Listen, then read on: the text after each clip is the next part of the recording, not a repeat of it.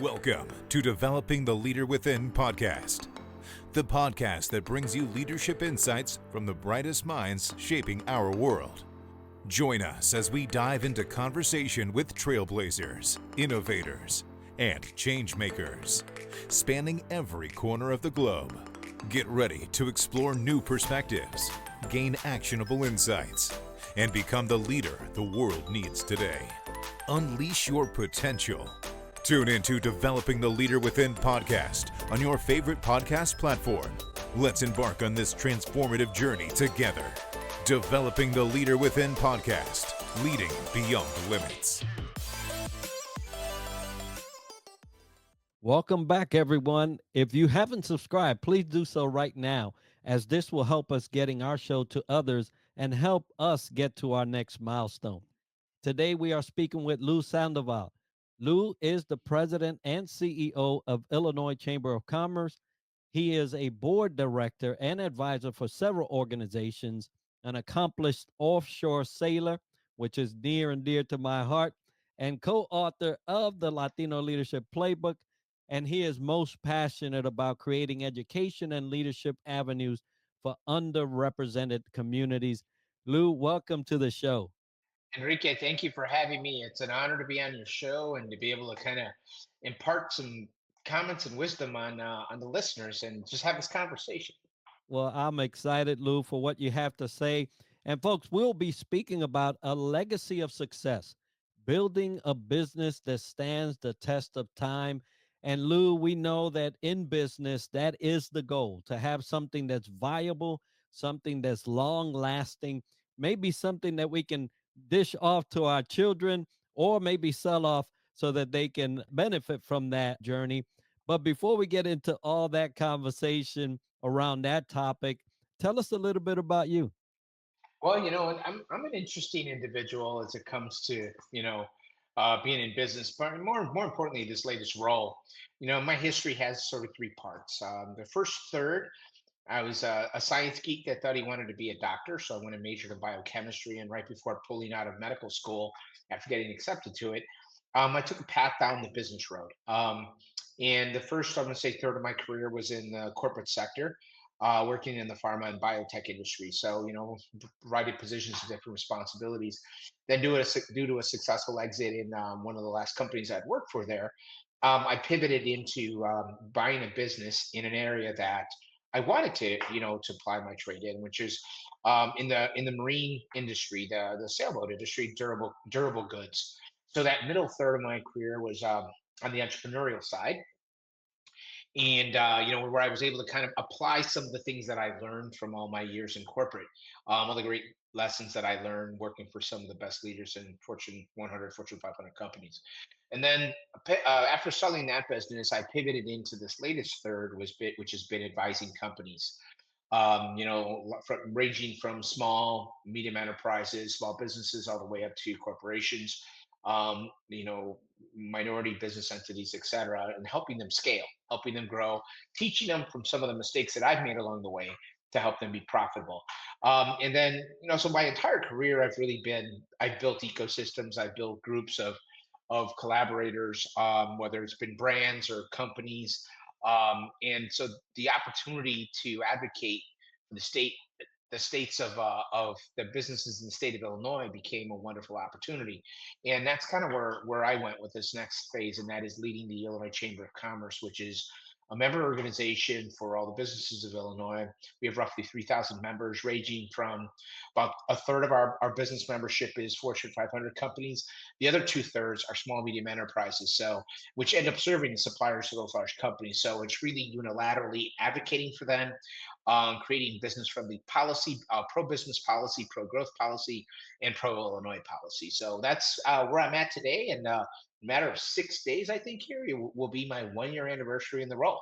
Outstanding. And what a great and dynamic track for you, going from the medical side to actually in the tech and then going into business and now advising. Wonderful trajectory for you.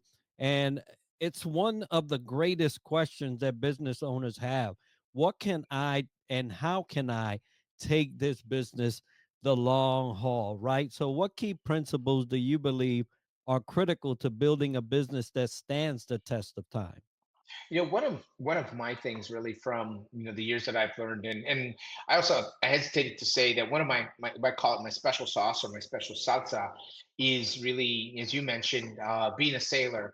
And what I've learned in the many times of many opportunities of navigating the open waters, there's a lot of things that are directly applicable from getting a team to win a regatta, which in that particular sense is make the boat go fast, get people to work together as a team for a common goal of getting in a particular direction, going in a particular direction fast, be better than everybody else, and getting there safely. Really, there's a lot of direct applications to running a business. You set a direction, a goal. You create a team, a crew. You give that crew the tools they need to be successful, and then apply them and have them learn in the knowledge they need to be effective in their roles, and then create a pathway to communicate how you communicate the right amount, the amount that's going to get them has the team be effective. In the case of sailing, obviously, of course, it's the common language of what makes the boat go fast, the different roles, and then you set measurements. You're for success, which are in the corporate world we call those KPIs. In the sailing world, we just call them goals for what we want to achieve in a particular race. And a lot of the times that's end up in the top 5% or top five of the race. Get there fast, get there safely, have everybody have fun. So those are real simple goals. A little more drawn out in business, but you kind of get the parallel. And then for me, really, when you start to look at principles that are critical to building a business, you have to know the values. And for me, I'm a principle and value centered leader. So for me, my personal values outside of just immediate family first and friends and everything else, it really breaks down to the following values that I've seen applied and I've applied to running teams on the water and teams in business. And that is everybody operates as a team. The teamwork is very important.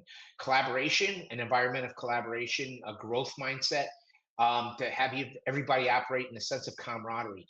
There's no pecking order. You try to create a flat organization so that everybody is it equal and there's camaraderie that applies there. And to be very transparent, not only with each other inside the business, but with your customers, because that's so important. And then operate with the highest level of integrity. You do what you say you're going to do, and you do it to the highest degree possible. And then last but not least, what I call is the forefront of resilience, which is the impact of having renewability. And another way of saying that is it's really celebrating your successes, because when you celebrate those successes, it's sort of the rejuvenating effect of being able to get ready for more. So the whole work hard, play hard, celebrate your victories, and reward the team for the hard work that they've put in. So those are sort of the values that I've operated on. Well, great values that will certainly, for most companies, allow them to go the long way. Now, part of the trajectory for a long way type of business is figuring out how relevant you are for the time. And, we've had companies in Japan that are hundreds of years old, right? They have to keep some sort of relevance in order to keep that business going. And so I wanted to ask you, how do you ensure your business remains relevant in a rapidly changing market or industry?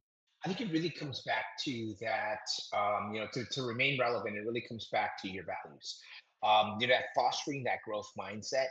As I mentioned, resilience is really the determination to exist. I look at it as when tenacity and grit are paired with preparation, and then they meet opportunity. That's when really resilience happens. But to do that, you have to have the courage, you have to be conscientious, you really have to be looking at the next opportunity. There's a saying in business that the first thing you realize is that it's easier to keep your current customers happy than to go out and find new ones. Now, that doesn't mean don't go out and find new ones. That's an and, it's not an or. But you find that by taking care of those customers, they become your multiplying effect, the multiplier effect, and they go out and tell other people of the great work that you've done or the greatness of your product, and then that builds incrementally upon itself. Then there's also the aspect of being, a follow through, being endurant in everything that you do. And then really what I call the OCC, which is optimism, confidence, and creativity. And that's the ability to see things um, for what they're going to become, where you're in right now, but where they're coming. And to put that in a little bit of my sailing terms, a sailor sails the breeze that they're in, but sooner or later you got to start looking at where the next wind shift is going to come from.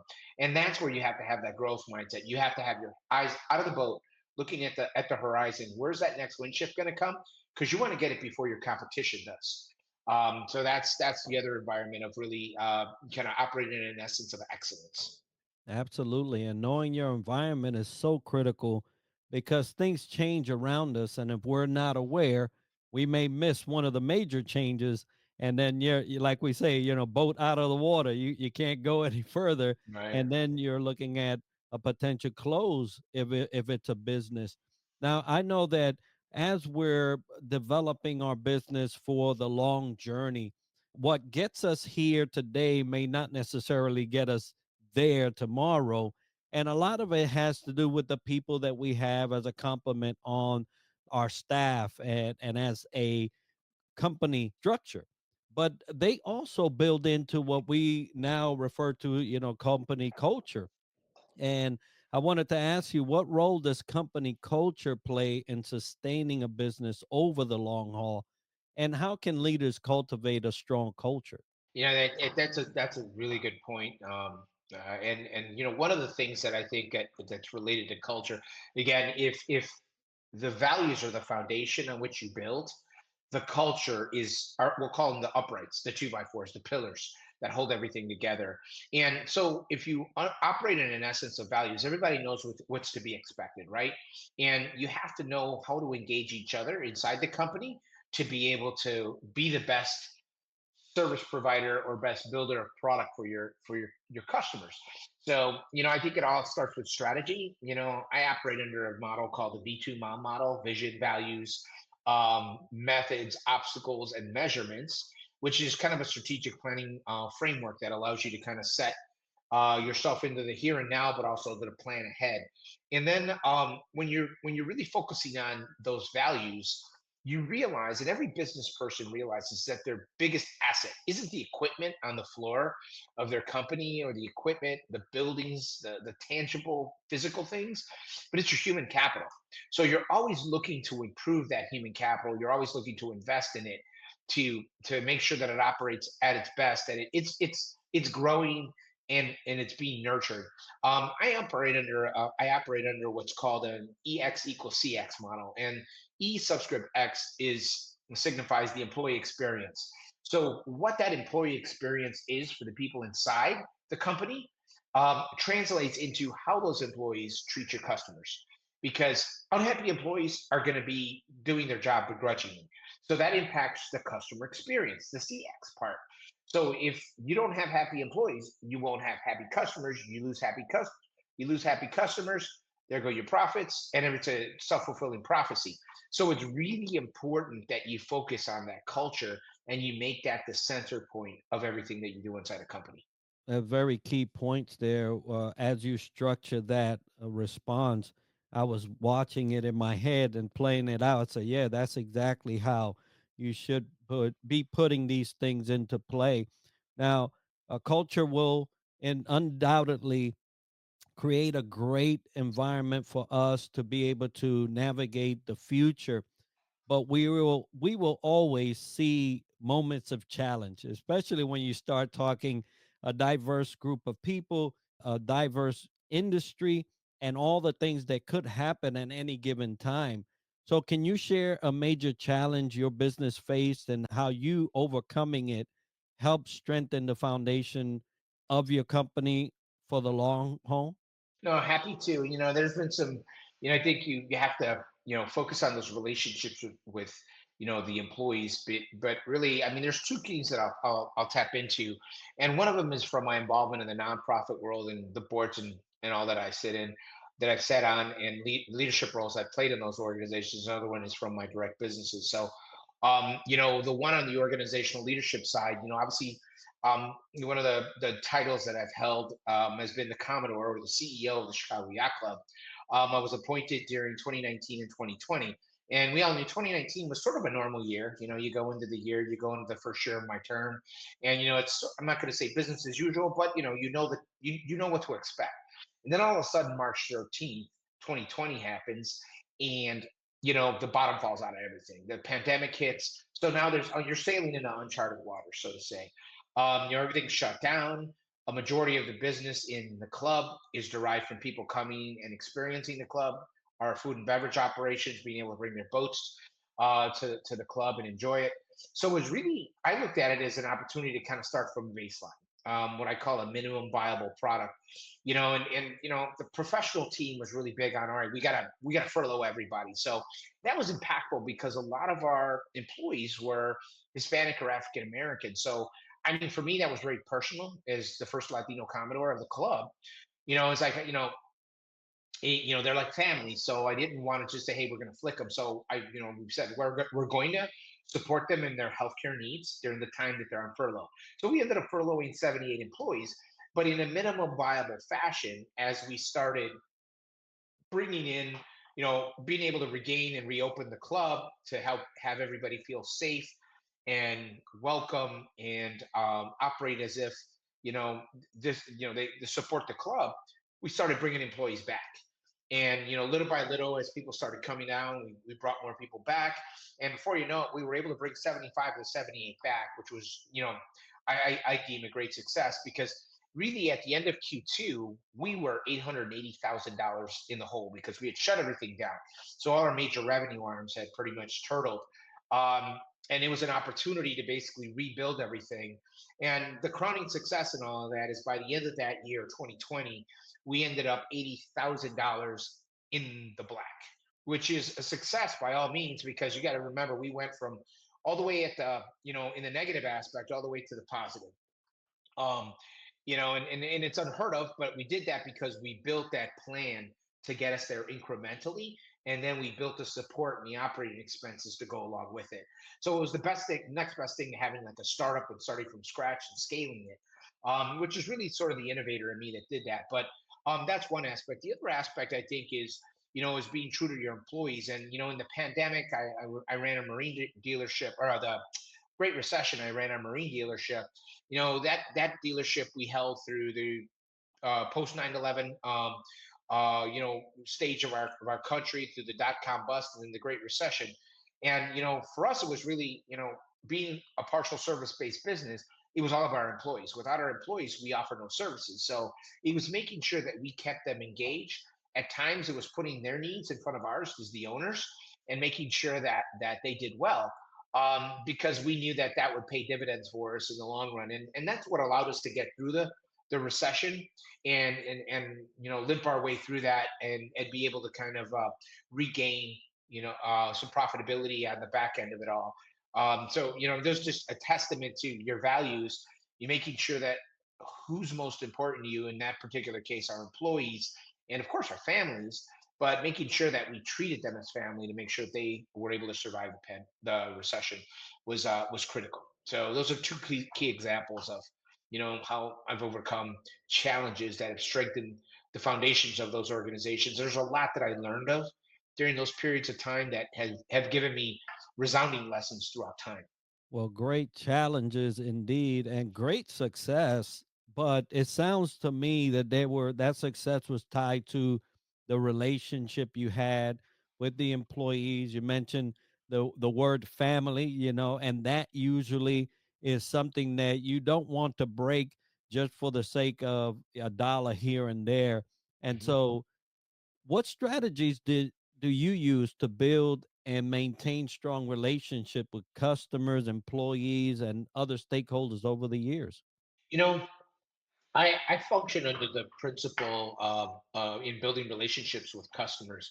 It's often been said that the CEO of a company is the chief sales officer, and that's one way of looking at it. But for me, rather than being a chief sales or chief executive officer, I view the CEO's role as being the chief experience officer. And you determine the tone, the culture, and the experience not only that your employees are going to have, but also that your customers are going to have with your company and your brand. So, as being in charge of that client or customer experience, you set the tone, and that makes all the difference because the saying "tone at the top matters." It becomes one of those aspects where you really have to guide the ship, so to say, so that people see by your example how to be with the customers, how to be with your clients, and in turn, that becomes ingrained in the culture, and that's where you really start to see the balance of that EX equals CX model. That's amazing that you have done so much since you started out in the medical field and up to now. And I know that a lot of people have gotten a lot of great insight today on how to structure their companies or organizations to be able to last time, because time is something that is limited, but it's something that we want to capitalize on. So if somebody was listening and said, "Man, I gotta get a hold of Lou Sandoval," what do you have coming up, and where can the viewer or listener follow or support you? So I've got a lot of great things. Obviously, people can follow me via www.ilchamber.org, at the Illinois Chamber, any of our social media pages. But I also have a personal website, www.lousandoval.com, which kind of is up to date on a lot of the different things I'm up to. You can access my book. I have a book that I wrote in 2022 called Tenacity for Life: Lessons in Life, Business, and the World Around Us, which is sort of my chronicles my journey from that kid that grew up on the south side of Chicago, child of a steelworker and a homemaker, into where I am today. And while many might say it's not a far trip to travel, it has been impactful because I think you see the different pivots that I've taken in my career. A lot of the times, you can be knocked down by life, but it's that valley you go through that determines how high you will rise. And that's the essence of the book, is really that there is, when you look at your life in reverse and you start to see why things had to happen in that fashion, that's what ends up happening. But that's another one of the things that you can look at on my website. Also, a good dear friend Frank Carvajal profiled my story and that of many other Latinos in a book called Latinx Business Leader Success. That book is also available on Amazon, like my book is, and you can look at what the Latino community has done through its leaders to be able to develop individuals like myself. And I think our stories matter. We are a big force in the American culture, and it's important that everybody knows those stories so that that next generation can be inspired to achieve. Absolutely. Now, folks, we'll have all the links on the video and show notes for you to be able to look at his website and also get a gander at those books. We co authored the Latino Leadership Playbook, Right? so we're in there together, and we'll make sure that those things are available. Lou, it has been great listening to you, and I know that a lot of people out there have gotten a lot of insight today. Folks, today's episode is sponsored by Fantel Services and Superpass, which are powering our website and app, Southern Sweet and Sassy Coffee, The Outlier Project, and Duco. If you've enjoyed this episode and learned something interesting about the topic covered today, make sure to subscribe and let us know by leaving a comment. And we're always looking for new ideas and guests that we can add to our show. So if you know someone or want a topic covered or featured on the podcast or want to sponsor our show, please let us know by leaving us an email at triadleadershipsolutions@gmail.com. And this podcast is brought to you by StreamYard, a browser based tool that lets you live stream to any platform and record podcasts in studio quality. And we're using it to record this podcast. Be sure to tune in next week for another episode where we dissect leadership from another angle. And as we like to end the show, success to you. Thank you, Enrique.